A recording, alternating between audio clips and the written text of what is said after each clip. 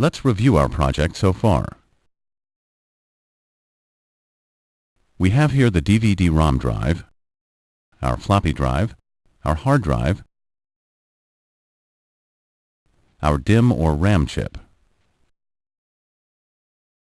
Here are the cards: the AGP or video card, the network card or modem card, and the sound card. This might be difficult to see, but by pointing out the components we installed, you should get a general orientation of how they fit inside the computer. Before we complete the assembly of our system, we have to install the temperature sensor, but first it is important we talk about configuring your motherboard. Our motherboard we have chosen for this project is jumperless. That means we do not have to set any jumpers on the board to configure it. We will configure our motherboard through the BIOS, or built-in software, when we start the computer for the first time. It is very important that you set your jumper settings if your motherboard is not jumperless.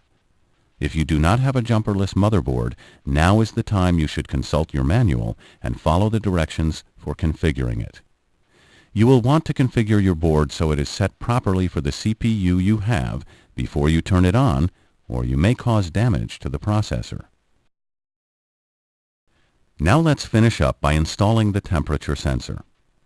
This is where I'll insert the connector for the temperature sensor cable. If your type of motherboard provides this external measurement, consult its manual to find the right installation advice, but it will be very similar to the installation steps I'll show you now.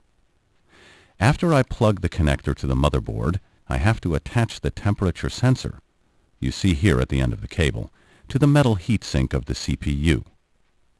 The metal heatsink structure conducts heat away from the CPU and distributes it into a large finned area where the fan provides active cooling.